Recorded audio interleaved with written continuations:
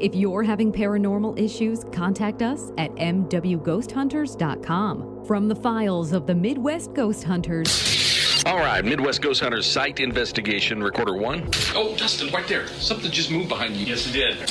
What the was that? What happened? Something touched my ear, man.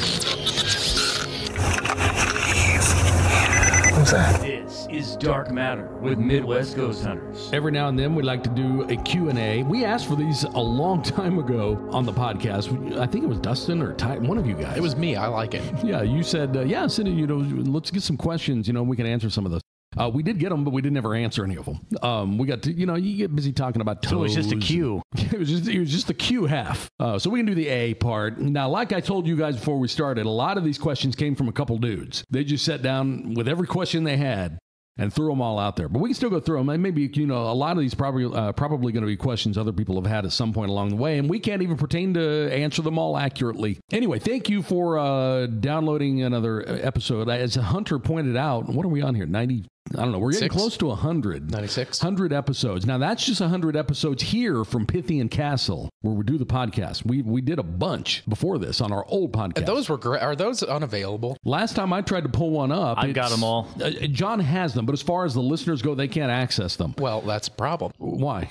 Because I want to hear them. Oh, well, you can get them. We can listen to them from, John has them. I think you actually give me a zip drive that has them on it. We can't publish those. We could. I don't know why we would. We totally should, because they're good. They're pretty good. Remember when we had the psychic on, and I just had to lay down? Yeah. And go I don't to want to sleep? publish that one. She wasn't even a psychic. She was one of the. I'm not even going to get too specific here, but she was one of the people who does the cleansing and exorcisms. Whatever. I don't even remember what we talked about with her. I don't even remember. We didn't talk about anything. She walked us through the process of an exorcism and what happens. So we used to do our podcast from the a radio station in town. They were our platform. But now we do the podcast kind of on our own, and our platforms are pretty much every major platform out there. Right. I've looked on platforms I've never even heard of, and there we are. Yeah. So now this works better, but we lost our location. So that's why we're here at Pythian Castle. Which I think is a better location anyway. Yeah, I do too. But that's like we were talking about the other night. We could do this we could do this well from anywhere. And I'm not saying that to toot our horn or anything, but I'm just saying our location isn't what makes the podcast. It does help, and it's cool that we have activity that happens here as we go. But that's not what makes or breaks the podcast, in my opinion. I think most people, at least when they comment, when they email, most people like the interaction and the fact that we're not playing an ominous drone underneath us as we read spooky. That's pornography music. What were those videos called? Private screenings? Remember those? Remember those private screening videos back in the? I don't remember. I was thinking like a 1970s cop show with that when they're going ready to chase someone down the same thing. Yeah. But most people like the fact that we don't go into it taking ourselves too seriously. That's kind of what I've gathered, at least from the people who've emailed. You listen to some podcasts. I listened to one where a dude had almost put on like a fake Dracula accent. Good evening. Yeah, pretty much. It was that with this drone running under him the whole time. But anyway, that's beside the point. We did solicit some people to, if you have any, and you can do this anytime. If you have a question, specifically about anything we've talked about, or any of the investigations we've done, or any question at all. If you're looking, if you live in Michigan and you're looking for a group, we can help you find one. All you have to do is just email us at contact@mwghosthunters.com. These are emails, like I said, just, 3 or 4 dudes sent a bunch. I'm just going to kind of look through them. I'm not even going to pick them selectively. I'm just going to go through and we can just kind of answer what we can answer. We don't pretend to know everything at all, honestly. I think we know a lot. Go ahead and answer. Well, I mean, as far as what we've experienced, but hell, some of these questions, like what are ghosts made of? Who wants to take that one? Ty. I mean, the chicken shit answer is energy. That's what I would probably say. I don't know. Yeah, energy, sure. Ectoplasm. I was going to say ectoplasm. Yeah. So we're going to go through some of these questions anyway. It may be a question you've had and couldn't really even think of how to, put it into words or whatever. But a couple of guys, 3 or 4 guys sat down and come up with a bunch. So we're going to kind of run through some of those. Why do houses become haunted? I mean, that's I think fairly basic there's several ways you could approach answering that, but the very basic one is usually someone has died there. I think a lot of it too could be the fact that the wiring gets bad and causes EMF. You know, that's why I think a lot of older houses are quote unquote haunted. Well, that gets into whether are you actually perceiving paranormal activity? Are you perceiving activity that's not there, or does the EMF enhance your ability to perceive activity you otherwise wouldn't have? That I don't know. Could go either way. Yeah, that one is one we don't know. I know this much. We investigated a house one time. I don't even remember which one it was, but remember they had converted the garage into a bedroom. Their fuse box, you know, the switches. I can't even think of what the hell I'm trying to say. Fuse box, right? Yeah, when you throw a fuse or when you throw a switch, it used to be in the garage, and now it's in this kid's bedroom. And he was having paranormal activity all in that one area. Remember, we measured that EMF? Yes. Oh, it was off the charts. Yeah, that one was very high. We did another one where it was very similar. They were having activity in a concentrated area, and they had a tanning bed inside. Remember the tanning bed that was like on the screened-in porch, and it was a dangerous amount of EMF coming off that thing. And then we did another one in Springfield where the electric panel was outside the front door. But it was so high that you could actually see the waves on the video camera. Yeah, the activity the EMF came all the way through the house. We measured it with our detectors, and it came like 3-4 feet up off the floor all the way to the carpet. That's a pretty tough question to answer. Why do houses become haunted? A lot of people will think, well, you know, someone committed suicide over there, so now that house is haunted. I mean, that's not the case 99% of the time. No, because you got to remember, just about everywhere you go, somebody has died somewhere in that vicinity at some point in time. You know, even if you go to look at people, I think we'll think of things like we've got a battlefield, a very famous Civil War battlefield. It's not very far from here. You'd think that area would just be completely full of paranormal activity, and there are some stories of it, but I don't think there's a rhyme or reason that causes paranormal activity like that. I don't think so. I don't either. But speaking of battlefields, have you ever seen the videos that come out of Gettysburg? There's one in particular I'm thinking of. It is really weird because you see two like see-through dudes in what looks like what would have been, you know, the military outfits of the time walk around this cannon that they have. They walk around it. These two guys walk around this damn cannon on this video. That's one of the most odd videos I've ever seen because it's not one of these, you know, the Bigfoot videos when you get into the woods and all of a sudden your camera's doing this. It was very still. They were just taking videos of the whole place. They weren't even there for any ghosts or anything. They were just videoing all the different landmarks that they were seeing at this Gettysburg. There are photos like that from Wilson's Creek battlefield too. I know, and I tried to find some of the. Yeah, there are. I tried to find some of those one time when we were talking about it on the podcast, and I couldn't find any of them, but I've seen them. I think I've seen a couple of those too. Yeah, I've seen them over the years, but as far as like them all being compiled in one place, I can't find them anymore. That's a long way around to say there's various reasons why a house may or may not become haunted. I wish Dustin's sick, so he's not here, but he likes taking these because he's one of those guys, and I don't know that he's not correct, but he's one of those people who kind of takes the angle of, I'm not even sure these are ghosts we're hearing. That's kind of his thing. He still toys with the possibility, and I'm not saying it's wrong. It very well could be that these could be sounds from, I don't know. I don't want to get into something weird like parallel, dimension or whatever like that. Just maybe some aspect of science that we don't know about. So as far as, Dustin's angle, he doesn't ever even call these actually ghosts. He did for Willard. Yeah, that was a little different. Okay. I was just pointing out that even the Grand Poobah himself will chime in on that one. Yeah, that was I don't know what you would call that. That question's probably in here about demons. Yeah. You want to talk about demons, Ty? So you look up at me. Not really. Okay. Yeah, we don't typically go into the demonic aspect. I bet that's going to be in here somewhere. I haven't seen it yet, but we're getting closer here with this next question. What are the signs of a poltergeist? Now, I think all of us have probably seen the movie, and that hits you. Haven't seen it. Well, you're probably too young, Hunter, to have seen that. Poltergeists. Were you going to say something about them? Because typically, a poltergeist, what does it stand for? It's like noisy ghost. Is that what the word poltergeist stands for? They're the ones that like trick things and stack things and do things like that. It's just a label to to describe some sort of activity that's going on. They put a label on something that's like, if it does X, Y, Z, it must be this. Right. That's what I think a poltergeist is. We had that happen one time. Remember whenever we left the room and came back and all sorts of stuff was stacked in that bedroom? I think that was in Republic. Oh. The kid's bedroom or something. We left and and everything was all stacked up? I don't remember. I'm not saying. All I remember, my takeaway from Republic was all that shit being thrown off the desk. That's all I remember. Well, but this may not even been Republic. This may have been a different house. I think that's another thing people say. The stacking. Yeah, I think they say it's more like object-oriented stuff, like throwing and stacking and stuff like that. And I've also heard something that like makes a lot of noise. Right. The stacking thing, typically, if there's any kind of paranormal activity and there's shit stacked, they usually call it a poltergeist. I have no idea why. That nowadays people see stacked shit and they're like, oh, it's a poltergeist. But originally, the term poltergeist did not refer to something that stacks things. It referred to a different kind of paranormal activity that is actually created by a human. Originally, poltergeist activity was the manifestation of negative energy. Of a person. Typically a puberty-age girl. What? Yeah, you can look this up. I'm not kidding. And we've talked about this on the podcast before. Typically, a puberty-aged girl, the angst, I guess. And I'm not saying that to be...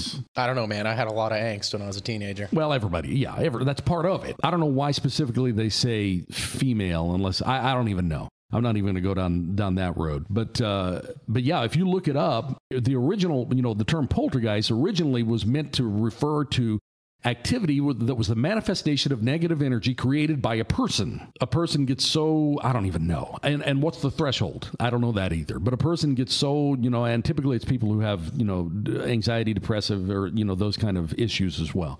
And this energy manifests itself into a thing. Is that possible? Hell, I don't know. I'm just telling you what the historical significance of the word poltergeist is. And that's originally what it was. It's morphed over the years, especially with the movie, into becoming a ghost that makes noise and stacks shit. Yeah. I don't. You might as well call it a goblin.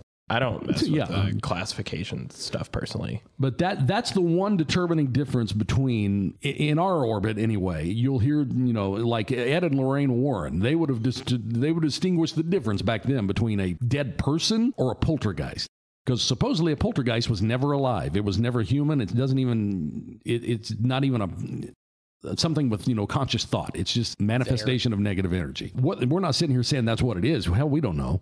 That's just originally, what the intended purpose of creating a new term was for. Let's go on down here. Some of these we are just not going to be able to answer, but we can kick the can around here if we want. Can I go see you? If it interacts with you, it has to be. I was going to say, we've had interactions. We've had interactions that would point to the answer being yes. And in some cases, like when we're told to get out. Well, and I was going to say, at Willard, actually. It actually asked why I was wearing a jacket. There was the jacket. Where are you going? True. Yeah. Where are you going? And then also, whenever we said, if you got anything to say, this is in the beginning before, anything would really happen. We had a recorder up on the fireplace mantle. And we said, if you got anything to say it into this recorder right here. And it was on that recorder that we captured that really good go home. And something at one point said, I'm in the wall. Do you remember that? Was at their other house in Springfield. That was also the Willard people, though, wasn't Yes, it was. Right. But see, you're going to have to be able to see to know what a wall is. You would have to know what. Yeah. Like, I would say, in some cases, yes. I tend to say yes as well because, like John said, there was some reference to the jacket. I don't remember what that was. Why is he wearing a jacket? What's with the jacket? I can't remember what that. But that happened, and then we, with I don't know. We've just had various things that would make you believe that that we're also being seen. And when we're exiting a facility at a high rate of speed, and it says "Where are you going?" it has to see that we're leaving. Right. Yeah. So we didn't capture that, but that happened. Yes. Oh, it most certainly happened. Actually, can I pull this up and play it? I mean, I've got this here. I'm not good planning on doing this as we go, but just since we referenced an EVP from Willard, I've got it here and I can play it. The question was, can ghosts see you? Our tendency is to say yes, because we've had interactions that makes us draw the conclusion that we're also being seen or watched, or there's an awareness of our presence somehow. And this is the one we were talking about, where we said, say anything. If you got anything to say it into this recorder. We're going to leave it on the mantle. And this is what we captured.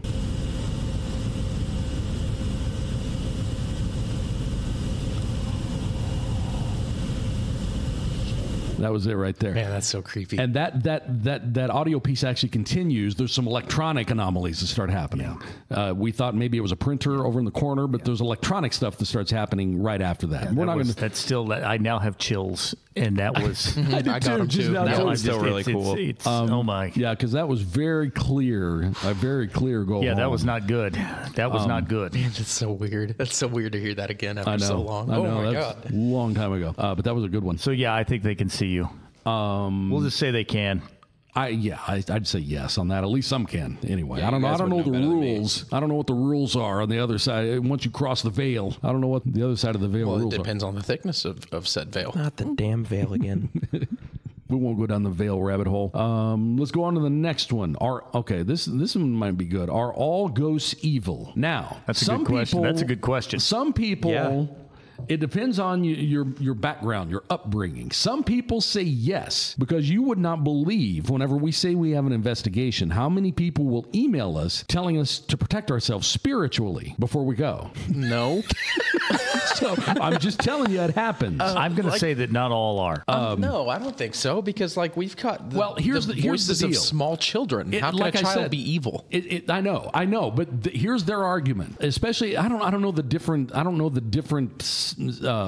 kinds of Christianity. There's a bunch of different kinds of Christianity. All religions. I can't even tell you which religion. I would assume, since so many people say this, it's probably Christianity, given where we are. But in Christianity, it's said that dead people don't speak to living people. That's what's written. That's what it says. So anything that speaks to you is coming from an evil entity. That's why this question's being asked. Well, but Edwin Becker would come back in and say that you can't trust anything that is speaking to you because it could be masquerading as something else. Well, I know. Even if it's masquerading as a little kid, you don't know. You don't know that that's what that is. You don't know, but however, let's take, for example, the investigation we did in Mount Vernon. Me and Dustin heard a little kid in a closet. We opened that closet, and there's nothing in there but clothes and toys. It's just a small closet. If a demon is mimicking a kid, it never acted upon anything. What was the point? Well, right, and it would play with the other little kid too.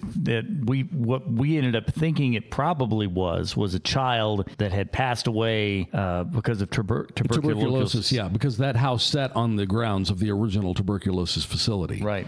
That was our guess, because we also caught coughing. Right. We caught little kid coughing. I'm going to say that I don't think that every single ghost is necessarily evil, because here at the castle, we've had all kinds of stuff. I've been here and we've had all kinds of things, but I've never felt anything that was menacing. Well, also, like, we've caught just things saying hi to us. Yeah. You know, if I was a ghost and I was evil, I'd be saying, like, oh fuck you. You know? Right. Well, and why would the Charlie Chaplin one that we've talked about from here before, we were talking about that, and this thing just chimes in and says, I knew him. Yeah, that's not evil. Yeah, I know. And I'm not going to get into a bad habit of doing this, but whenever we reference a specific EVP like that, I almost feel like I have to play it. That's fine. So what we're talking about is, are all spirits evil? Our gut instinct, at least mine, is to say no.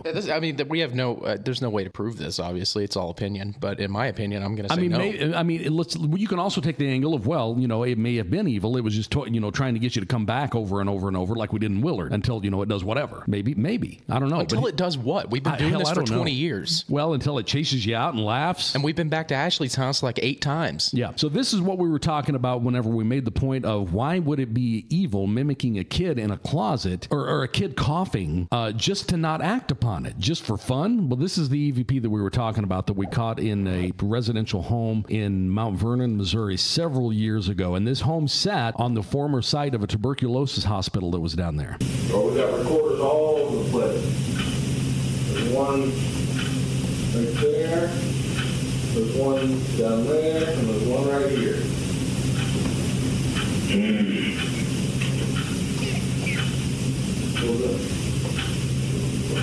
Could there have been? That's a little kid coughing. A lot of people will say it was someone outside. But if you remember, on that specific night, it was raining. It was hailing and raining very hard. So if there was someone outside, they were wet. That one's really fucking good, and there should have actually been a kid out there anyway. But anyway, that is the EVP that we were referring to on that one. We don't really know how to answer a question, are all ghosts evil? If they are, then they're really beating around the bush sometimes, because we've only really had one encounter where there was any kind of oppressive action at all. Yeah, I've never had any yet. Yeah. Okay, here's one that we can probably answer. If my house was haunted, could you remove the haunting? You as in us? I think the you means us. I think the you means us. No. Maybe with a bulldozer. Well, and that brings us back to Willard. And we've talked about that before. Willard, Missouri, the investigation we did, where we had the very oppressive activity happen. That house burned to the ground. Our question has been for years, if we were to go out to that field where that, I assume, foundation still sits. You can't tell because it's all weeded up. But I assume there's, the house once sat there as a walkout basement home, for Christ's sake. I think they got rid of all of that. They may have dug it all up and filled it in. But anyway, it once sat there. The question is, would you be able to get activity still in that site, even though the structure itself is gone? I'd like to find out. I don't know how we ever will. I would say no. I would say whatever is gone is gone, because I think it followed them to Springfield. Supposedly it followed her and it was stacking stuff at her job, right? Didn't she work at like a furniture outlet after all that? Hell, I don't remember all that. Followed her to work. I remember us talking about that. I remember hearing that it followed them to Springfield or something. It followed them to their home in Springfield, because we investigated their home. Well, but even after they split and she went to a different state and got a job at like a furniture store, she said it followed her to work. The other Willard, you're right. The other Willard one that we did was similar to that too. It followed them from Illinois to there. So I'm going to say that if there's a way to do away with that. I was going to say, don't forget the basic question was, can we remove? We can't do it. But if you believe in the religion side of things, and some people do, others do not. But if you do, then maybe that can. Look, we'll be completely transparent here. Once upon a time, when we first started, even if you believe in the religion aspect, you got to be very careful, because there's people out there who will masquerade as something that they can do something that they can't. And I'm not talking about here. I'll just tell you what I'm talking. When we first started out, by the time that it was me and Dustin and Tyler and John, the four of us, we would go do an investigation then, and then after the investigation, if they wanted, we would give the homeowners the option of us getting in contact with this certain dude who had told us he had been ordained to do exorcisms and cleansings. Right, but if he was right, I don't think he was associated with Catholics, though. No, and I think you need to be to do an exorcism. He called himself Reverend, but then he would also, and I'm not pretending to know the difference. He would also call himself Bishop. I don't know the difference. I don't either, but I think there is a difference. I'm assuming there's a difference, but he went from calling himself Reverend to all of a sudden he changed it to Bishop. That was odd. Anyway, I'm not going to specifically say who that was, but I will say this. It wasn't on the up and up. What does that mean? He did not have the credentials that he was running shady stuff. So we were using a dude to sweep in after us on these, and I've taken all references to his stuff, because remember, he went to the Willard house after our and did whatever he did there. Well, it didn't work. No, it didn't work at all. And I've taken all references to him off the website. Are there guys? I will say this. There's a show on Netflix, and I cannot remember the name of it, or even if it's still available, where it's a documentary where they actually show the training of these priests at the Vatican who are trained to do this. It's a long-ass process to be trained to do it. And some of the stuff that you see on that video is pretty shocking. Really, it is. It's odd. I'm picturing like some reverends dropping out of a Black Hawk down a rope. Go! Well, no. See, and that's the way people think of these things happening now is like the movie The Exorcist. Again, we've got a movie interjecting here, and it's changed the perception of what it really is. The real, cleansings that they've done for hundreds of years in Italy, you have to go there. They don't come to you. You go there. And there's a certain place, on the grounds where they do these exorcisms. See, I would actually believe that a little bit more, because, and here's why, the cases that we have run up against that are the most intense, these two Willard ones, the thing followed them. So whatever, there's a connection to the people. And so if they go to whatever this place is and they're going to fix this, I would give more credibility to that. Well, if you got to go to the Vatican, you're going to have to get on a plane. Right. And putting a demon on a plane sounds like a terrible idea. Well, that's what these guys, that sounds like a Samuel L. Jackson movie. That's the last place I would want a demon. Demons on a plane. But no, that's what I think it was on this show I watched. The priest, or who I don't know much about, I guess I assume priest, said, we don't exorcise places, we exorcise people. I believe that. I believe that's true. Yeah, but if you watch, Hollywood has muddied that up a little bit. And that's what this guy was saying. He will come cleanse the home. And anybody who's actually, been through this training, I'm not saying it's real or whatever, but anybody who's been through this training would know they don't exercise structures. They exercise people. But he was selling to us that he would exercise. We didn't know. Right. How are we supposed to know that? Well, I'm not blaming us. We just didn't know, but we got scammed a little bit. So I'm just telling everybody out there, before you just bring anybody into your house with the decorative robe to make sure they know what they're doing. No, I can't remove a ghost any more than I can remove a wart. So, no, but yeah, the basic answer to your question is no, we don't put it in a box and take it with us. Here's a good one. Are all graveyards haunted? We've talked about that before. I don't know. Yeah, I mean, They could be. intuition would say yes. Are all graveyards haunted? Oh, we'll see. Well, there's more to the question. There's some spelling here. Are graveyards haunted or peaceful places? I would say yes. I don't know. And can it not be haunted and peaceful? I mean, when you think of the word haunted, to a lot of people means scary shit happening. But actually, the word haunted just means the presence of something paranormal. And peaceful, too. Like, it depends whether or not you like people. I don't. So I would say no, a cemetery is not peaceful. But, I mean, we've done paranormal investigations where it is haunted, but it's fine. But it's pretty peaceful. And I think it would depend on the time of the day that you're... Did you hear that? Yeah, that... Yeah, that was... Yeah, I think it depends on the time of the day that you're there, too. I mean, I think if we went to a cemetery right now in the middle of the day, it's not necessarily that it couldn't be, but there could be times you're going through and there's no paranormal activity. It's almost like you read through these questions, because the very next one, did we even answer that one? I don't even know. What was the question? Are all graveyards haunted? Well, we can say this real quick. We've been to one graveyard twice, 1.5 times. Cemetery. I'll call it a cemetery. Is there a difference? I don't even know. We went to a country cemetery, Mars Hill, and we caught EVPs. So technically, we would consider, and there's no way it was human spillover, at all, because there's no people out there except for us. We were the only ones there. So. Huh? For a time. Well, that time, yeah. So was it peaceful? The second time wasn't very peaceful. It was peaceful until the banjos started playing. Since we caught EVPs, it would be classified as haunted, but it was still peaceful To a degree. Well, the first time I'm talking about when me and Dustin and Ty went the first time. Oh yeah, it was fine. It was fine, but we did catch EVPs. We caught, we even caught a year, and this should be one of those times I go pull up that audio, but I'm not going to go diving in this time. But it is on the website if you want to hear it, mwghosthunters.com. But anyway, John was talking about the time of day you go, and then the very next question on here, I've lost my place. Do ghosts only come out at night? I will say, after I've said that, no, they don't just come out at night. Well, no, we've heard stuff today. Right, yeah. Yeah, that's a hard no. Yeah. I mean, at one point, again, this all comes back to what you're accustomed to seeing typically on movies and TV, at least for a lot of us. You don't ever see ghost hunters during the day. You don't ever see the TV show during the day. You don't see, Zach Baggins usually during the day. Because of the veil. Well, nighttime is spooky. Well, it has more to do with the theater. It's the theatrical aspect. Optics to it. Yeah, flashlights look infinitely cooler than window lit. Especially if there's some dust or some smoke. Yeah. Oh, yeah. Now, I feel like an interesting question is, does activity get more intense at night? Well, and that's the theory. And what they've said is it easier to see a what is it? What are those things? Those lights that not ghosts. The ships can see. I can't even think of the word now. Aurora Borealis. No, a lighthouse? Lighthouse, yeah, a lighthouse. Shit. Yeah, what's that? What are those houses with lights in them called? I can't think of that word. Yeah. No, a lighthouse. Is it easier to see a lighthouse at night or during the day? That's the theory, anyway. Is it takes less energy to be seen or heard at night than it does during the day? Is the theory. I'm not saying I subscribe to that at all, because we've heard shit here today, and it's not a cloud in the sky out there, middle of the day. We follow that, and there's really no reason for it. We do. Yeah, we do. It's way more fun to do it at night. It is.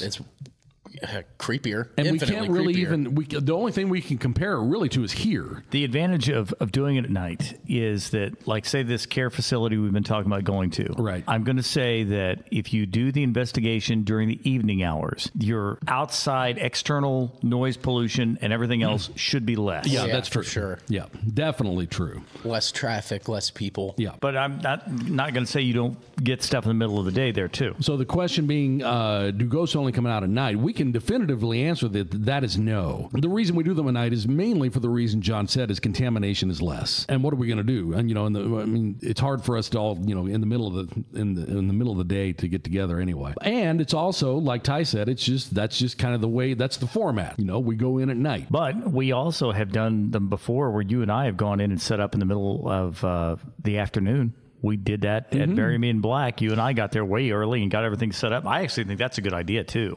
Yeah, that worked pretty well. To me, it lends a place more credibility when they say that it's happening at all hours of the day. Yeah. And then I know that they're not drawing all of their evidence from, like, movies. watching Paranormal Activity. Right. Yeah, and you can freak. Did you just hear that? What the hell? I heard that. What was that? I don't know what that was. I heard it though. It was Kermit the Frog with the flu. I lost my train of thought on what we were talking about there because That's one of the funniest. I just moved to the next question. Okay, yeah, we can move on. What was that one? That was Do Ghosts Come Out at Night or All Ghosts Evil? Can I conduct ghost hunting investigations alone? Yes. I don't see why not. Yeah, I don't see why not. Can you? Sure. I mean, the answer, if the basic question is can you, hell yeah. I mean, you can. Yes. You can do anything you want. You can do anything you Yeah, want. it's all about alone. if you want to. Go ahead. Now, I don't know that that's necessarily, in 99% of the cases, that's going to be perfectly fine. In the 1%, I would not want to be there alone. Well, I think that what could happen then is he's going to have to make sure he's gathering all of the audio evidence or video evidence because he's going to swear that he heard things or she could think that they've heard things that they didn't hear. So the difference between, okay, I should have clarified this. The difference between that first set of questions and this set of questions, the first set of questions, the guy was just asking stuff that was on his mind. This set of questions come from someone who's wanting to start actually doing investigations. And he's asking questions specifically about investigations. Yes. So the next question was, are there, okay, well, these are pretty good. Are there any legal restrictions for paranormal investigating? Yes. Yes. Yes, there are. Plenty. And the answer to that is yes. Don't trespass. Well, some of them are obvious. Yeah, you're not going to break and enter. You're not going to. Whenever we do an investigation, we don't break any barriers. Meaning we don't look through your drawers and cabinets. There's been stuff left out that's been pretty damn questionable, but it's just been I've out heard in the stories. open. Oh, is that what you were thinking about? Yeah. That was left out. We don't go look at, because people, a lot of people are worried, I don't want you to see the medicines in my medicine. We don't even look. I don't give a shit. I don't care. No. But when you leave a silver foxtail butt plug on the coffee table next to the mustard and ketchup, I know. I'm going to see that. Why was there mustard in the living room? And handcuffs, dude. Like, there were handcuffs, and there was. it's fine. It's fine. What did you say? What did you give a brand name there? What did you call it? It's a foxtail butt plug. With a USB port. It's a butt plug with a foxtail on How it. did you recognize the name brand of that? How do you know that? It's not a brand. It's not a brand. It's a butt plug with a foxtail on it. Oh. Okay. Well, Yeah, how could you not tell the difference? It had a USB port. Now keep in mind, I missed this investigation. Why did it have a USB port I on don't. it? Okay, let me back up a little bit. I think it was just me, you, and Dustin. It was an apartment. It was a greasy ass butt plug, is what it was. It was an apartment complex. Now, let me just kind of set this up a little bit here. We went to this apartment complex. We were leery about doing an apartment, but they really want to do it. A man and a woman, a husband and wife, lived there. No kids. It was just them. And we go in, and she gives us the daytime tour of the apartment. It's a pretty big place. We went in and looked around. First thing we noticed is there's a naked portrait of her in the living room, Which is fine. Whatever. Fair enough. We don't Be care. proud. It's fine. We weren't judgmental of that at all. We don't even care. We didn't even notice some of the other toys and stuff sitting around until later that night when we're sitting there waiting for something paranormal to happen. You're just kind of looking around your surroundings. And that's when I think Tyler first spotted an instruction manual, a trifold instruction manual laying on the floor. And he picked it up, and it was for this butt plug.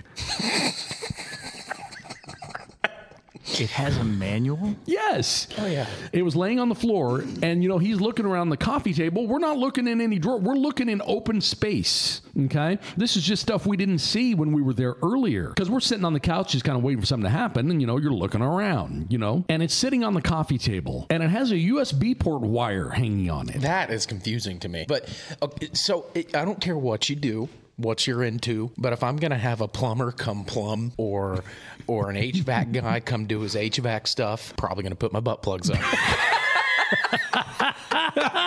Yes.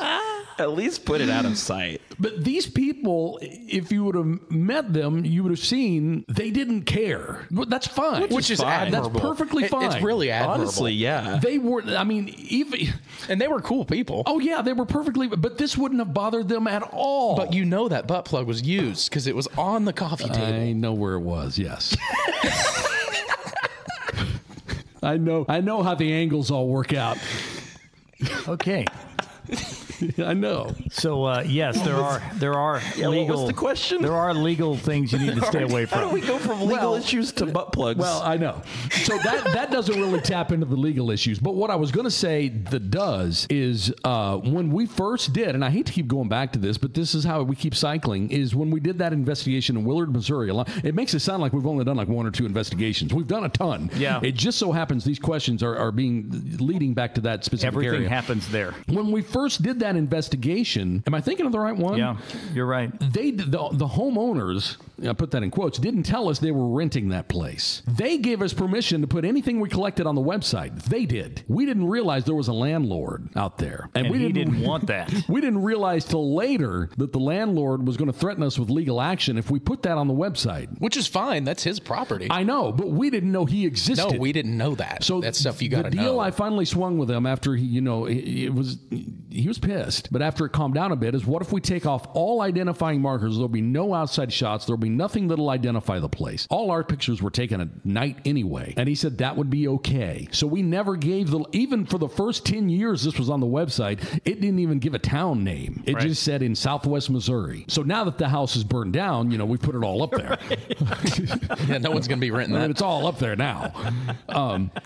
But there for a while, so that's one of the things we have to ask when we do an investigation is, do you own the home? And I'm sure there's other things too. I mean, you can't be, like, for instance, here in town, we've got the Galois Theater, which is a haunted location. It's a well-known haunted location in the state of Missouri, and it's here in Springfield, Missouri. And I called them a while back and asked them if we could do an investigation, and the guy said he's shut off all paranormal investigators because the last people that were there trashed the place. Right. Which I don't exactly know what means, but I know whenever we do an investigation, whether it's a home, a business, or wherever, you can never tell we were there when we leave unless it's accidentally leaving a battery behind. I mean, that's one of the things we do whenever we leave, is to make sure it looks like it did when we arrived. So, there's other things too, like could you get injured? Could there be accidental property damage? There is stuff like that that could come up. The legal restrictions could go on and on because, hell, people are so crazy about all kinds of stupid shit. So anyway, yeah, as far as the legal part goes, you got to vet your locations very well. There's a lot of, 85% of the people who contact us for an investigation, we end up referring it out to another group because we don't feel like it's the right thing for us, for one reason or the other. Mm-hmm. Yeah, there's things that are there's not even legal reasons that we won't go to somewhere. Sometimes it's because it's straight up hazardous. Well, yeah, there's that aspect, and then there's also, and this is probably veering off the original question, but there's also the aspect of a lot of times what they're explaining to us sounds like it might be like mental illness. Yeah, so we'll refer that, that kind of stuff to someone else. But anyway, hopefully that answers at least. I'm sure there's a million different legal restrictions that could come up for doing paranormal investigations. Our advice on that is to vet your locations very, very well. We've learned that over the years, not because of legal problems. Well, and it took years. I know. To learn how to vet a place. And it's hard when you first start out because anybody who contacts you, it's going to be like, yeah, let's go do that. And that's what we did. We did every location that contacted us. Now we're a little more selective. We can be. But yeah, you got to really vet your locations well. Look for a couple things. And we're not saying, that the people who have mental illness don't deserve some kind of attention, but their attention needs to be, medical first rather than, coming in and perpetuating that issue by doing a paranormal investigation as the first response. Yeah, like, oh, you're hearing voices? Let's go. Yeah.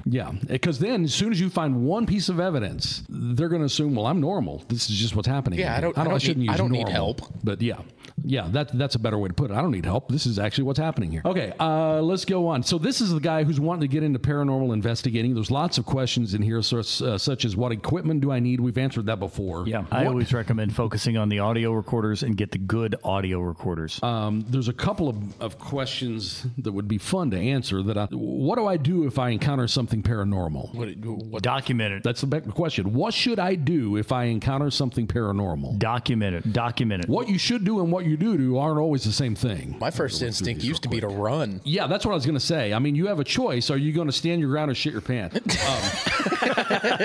So as far as what you should do, like I said, what you should do and what you do aren't always the same thing, because you can tell yourself, I don't care how many times you can tell yourself, well, I wouldn't run out there. I would, what I would do is I would, Oh yeah, I'm big man.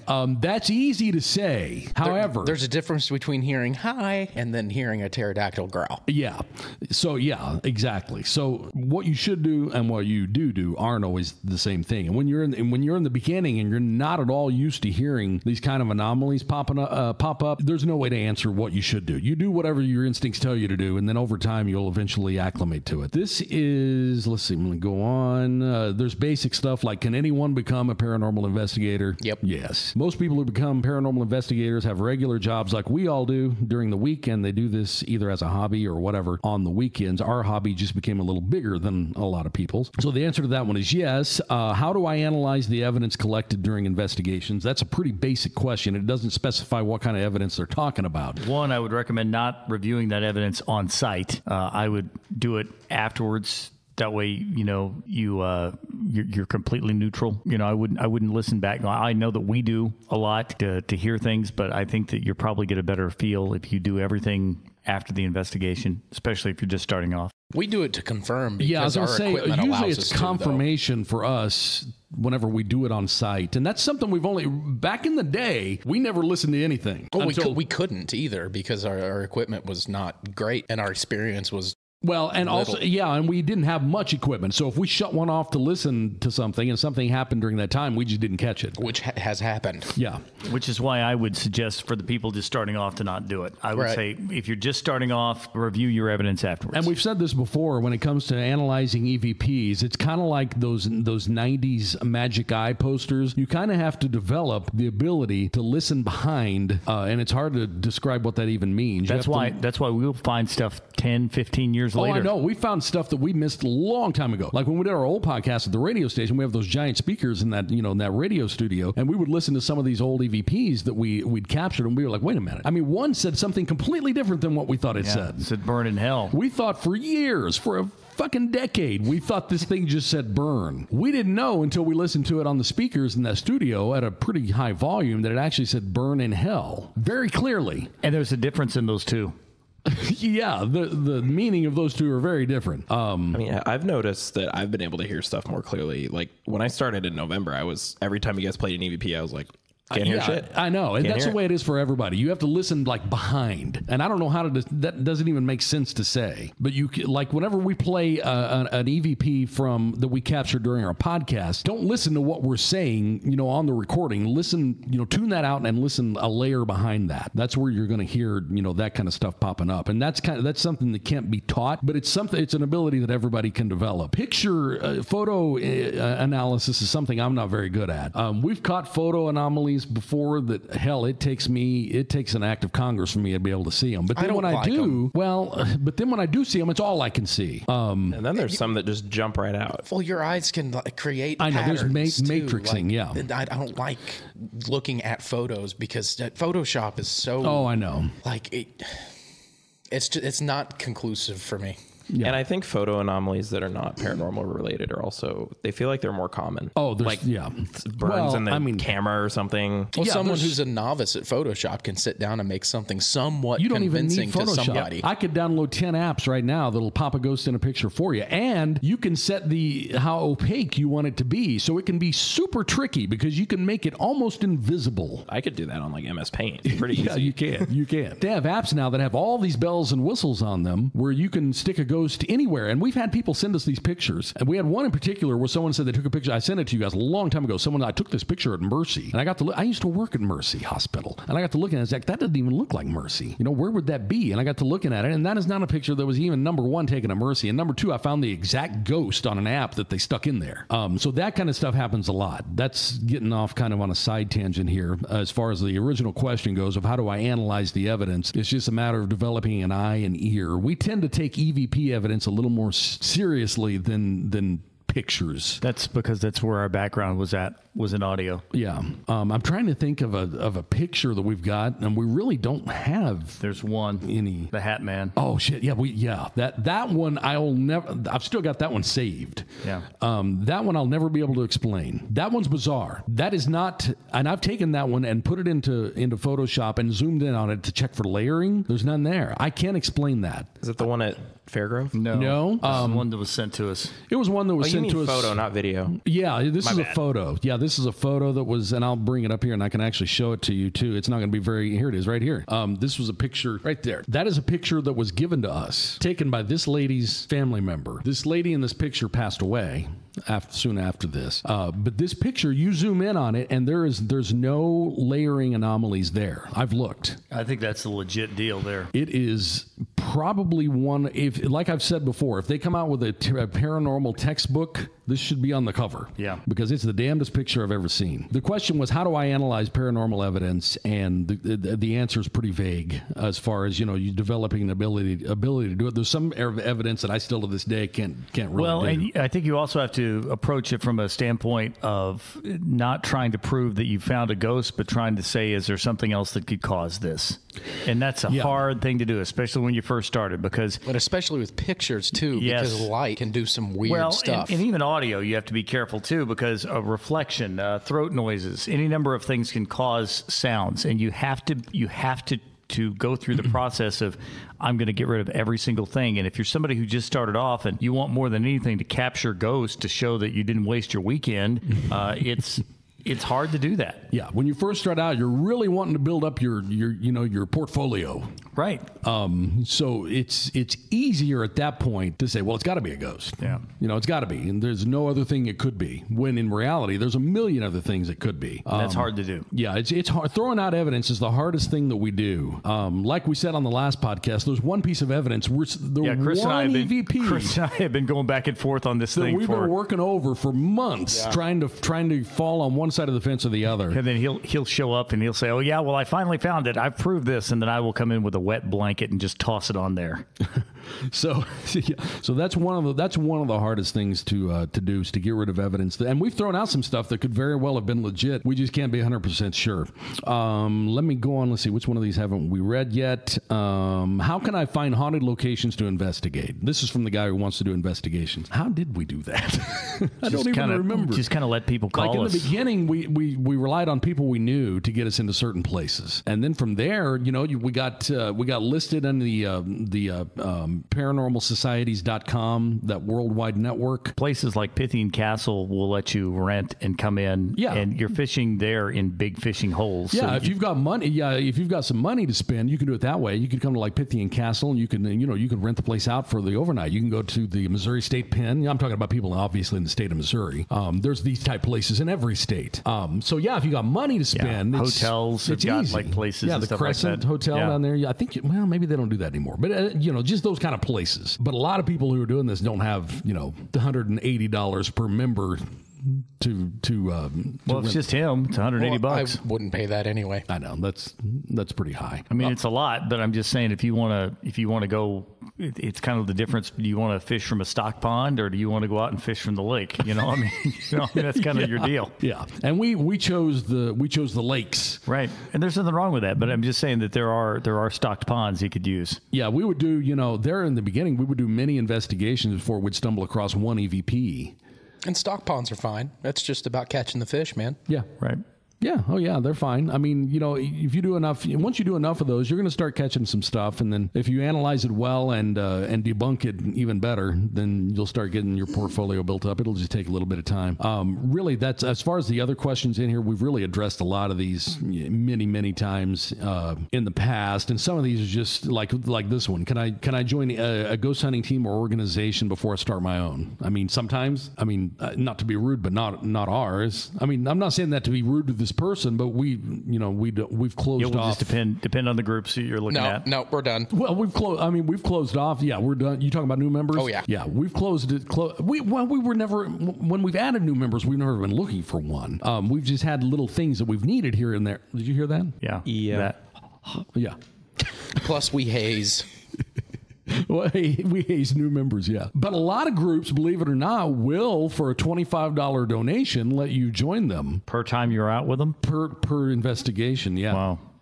A lot of groups will let you do that. We don't. I mean, that's the number one question we get is, what do I have to do to join you on an investigation? And the answer is we don't do that for a variety of reasons. There's nothing personal you against. could do. There's nothing you could do. No, nothing personal against anybody. Well, I wouldn't say nothing. No, there's nothing. No, I'll say nothing because you don't know the Yeah, person no. and you don't know the liabilities that you're bringing. And Yeah, and we definitely don't. I heard that. We definitely don't do anything where any money's exchanged, because once you start exchanging money, then that really muddies up any investigation you do, regardless of who's doing the money exchange. But there are groups out there. I've been to their website where it's like, for a $25 donation, you can join us for this investigation. And I'm not talking about like the group style stuff they do here at Pythian Castle. I'm talking about just going to a house. A lot of groups will let you go if you pay them the $25 plus. I wouldn't want to be involved in something like that because you get into all kinds of going back to the whole legal thing with liabilities and everything else. And we've had that happen. We've talked about it before. We had a tag along one time come with us. Oh, I remember that. None of us invited, that we didn't know was coming. I remember her. And that just didn't go very well. No, not at all. It just didn't. Yeah, you're gonna have people bring in like their crystals and their rosaries, and I'm just not. I'm cool. No. Yeah. Sorry. That and jumping in the middle of taking over the EVP session. And then telling me the way that ghosts respond and what ghosts do and everything else. Yeah. I'm like, well, really? I didn't know that. And then we're looking at, me and John are like, who the fuck is this person? I don't even know who this is. Who is this girl? But anyway, the question was, can I join another, group or organization? The answer to that, actually is yes. I'm sure you can. There's some you can go on a ride along. That's what they call it. They call it a ride along. But you just have to, fish around until you find one that'll do it. A lot of groups won't, but some do. If you have any kind of question that you want to ask, you can email it to us, contact@mwghosthunters.com. And we played a few EVPs here along the way that we've captured over the years. Those are also on the website, mwghosthunters.com. Just click on that investigation link at the top of the page. And more Dark Matter is on the way next week from Pythian Castle in Springfield, Missouri with Midwest Ghost Hunters.